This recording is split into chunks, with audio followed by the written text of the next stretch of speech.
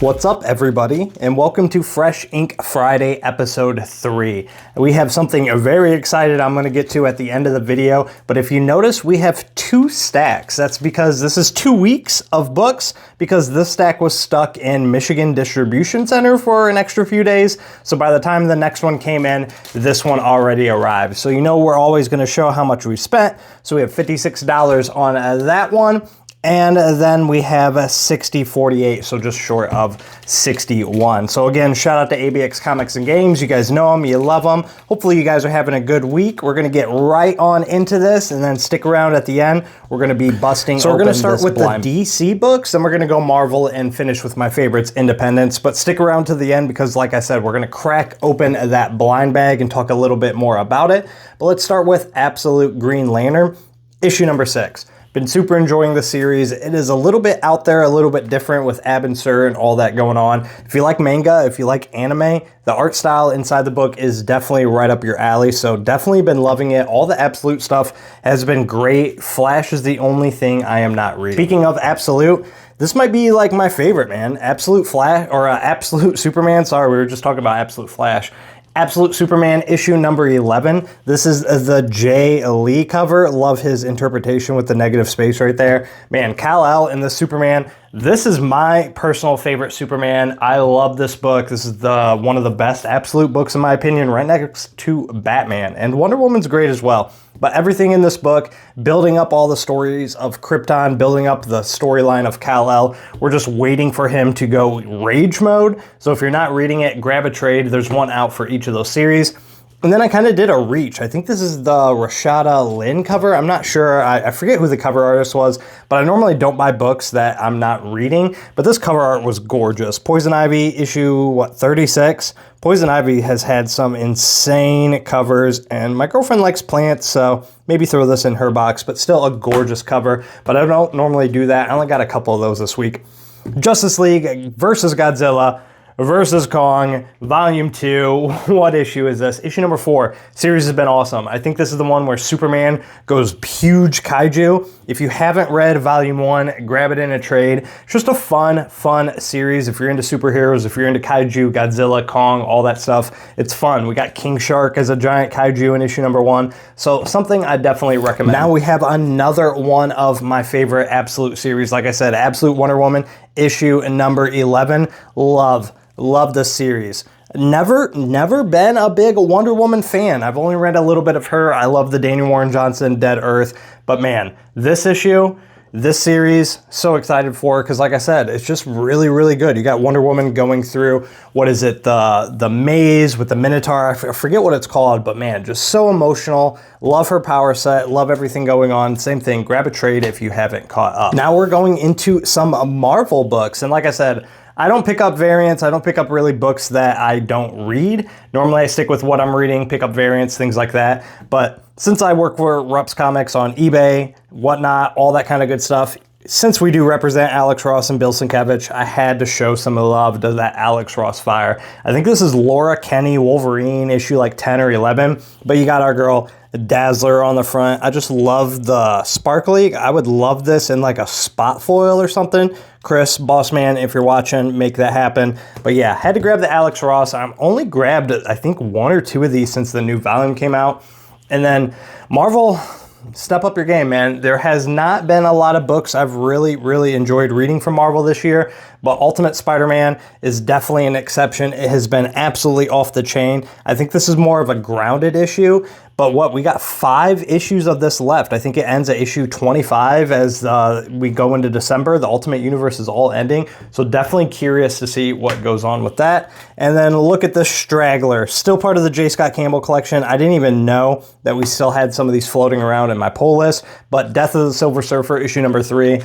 Thanos is a gangster, and like I said, shout out to J. Scott Campbell, one of my favorite cover artists. Have to grab that when we can. Heard the story was good, but man, it's a one-shot, so it sucks. I didn't know it was only going to be a one-shot, but I grabbed the Pannosia. I'm a big fan of the 2099 stuff. I grew up in the 90s, so I have a special little place for the 2099 stuff. But yeah, love the new Doom with the 2099 Doom, and then like I said, went with the Pannosia. Speaking of foil, the Mortal Thor.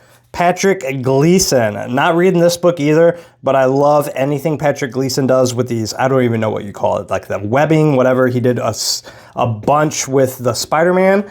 Had to grab this foil, so grabbed that one. So that was the Marvel haul. Let's move into my Image stuff, Independence, and my bread and butter. Before we get into the blind bag, which I'm pretty excited about, the 1 in 500 and the 1 in 1000 of that Jim Lee, and I think it was just the main cover, Jimenez cover, insane prices. So you're gonna see your boy go insane if we pull one of those.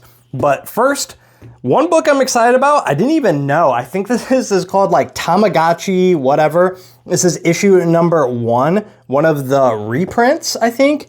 I'm not sure if this was a reprint or one of the regular covers. Maybe he was able to order it. If so, phenomenal. But they're doing like Pokemon covers, but the premise of the series is, and I've never even heard anything from Panic, like I said, sleeper of the week for me right here.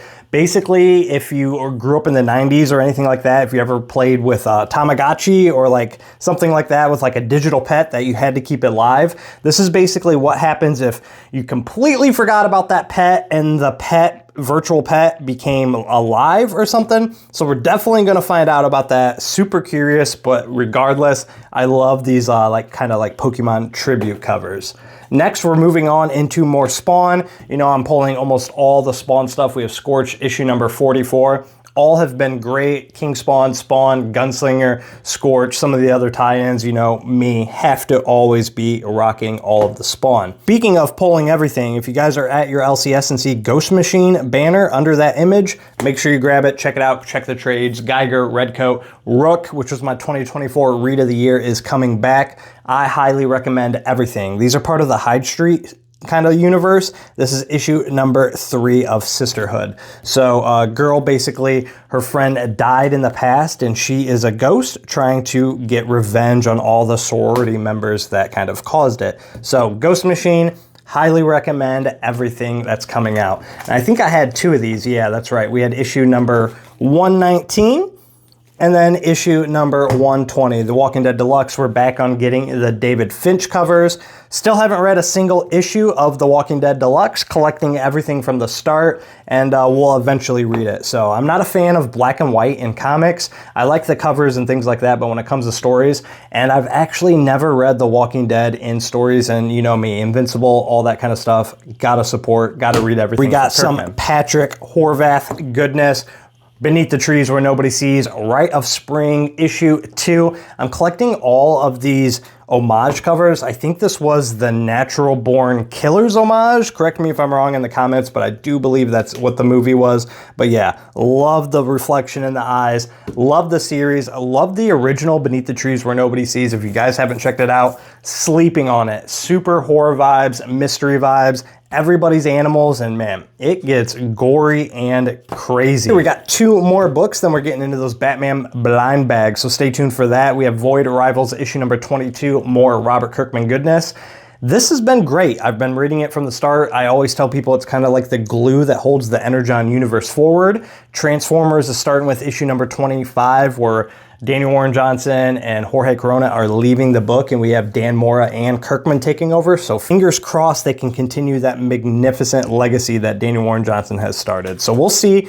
Love Void Rivals, and then we're gonna finish it with, again, more Ghost Machine, Tariq Geiger. This cover is insane. I forget who did it. Was it Freddie Williams? Yeah, Freddie Williams. Man, absolutely insane. Geiger, issue number 17. I can't say more about it, man. Like I said, Ghost Machine has been off the chain since they've been debuting, in my opinion, and if you guys are missing out on it, I can't say enough. Grab a trade, try and catch up, and then put these on your pull list. So let's do this. Let's do this. I only picked up one of these Batman blind bags. I heard and I read the story already, and it was a fire story. I really enjoyed it. I'm pretty much out on anything Batman unless it's absolute Batman. And with Jim Lee's run, I dropped it because it's taking a huge break. So I'm just totally out on that. So I only grabbed one of these. Sold some on Whatnot for the shop. We only sold a few of them. They were $9.99 cover price. You know I'm saving up, going absolutely nuclear for myself for the Mark Spears. So if you haven't checked it out, make sure you check out your LCS for all that Mark Spears blind bag goodness. You are not going to want to miss out on some incredible covers, and it's the start of a new series. So Monster and a Wolf, you can get in on that new Mark Spears story. But yeah, the 1 in 500s and 1 in 1000s. I think I saw some sales for the 1 in 1000s at like $700 to $1,200. So that would be super cool. And then the 1 in 500s were like $200, $300, $400. So again, I only got one of these. I didn't even put one on the pull list, so I'm happy with whatever cover I get. Honestly, I would like to have the Art Germ the most, or the J. Scott Campbell would be cool as well. You think I would be a pro at these, as many as blind bags as I open. So let me just snip. Can already tell you guys, we didn't hit any of the gold, but we did get that Art Germ. So I'm happy for that. The Art Germ's dope. The Art Germ foil. And like I said, if you guys haven't checked this out, I think Jimenez is on the art. Yeah, Matt Fraction, Jimenez, and Maury. So definitely check that out.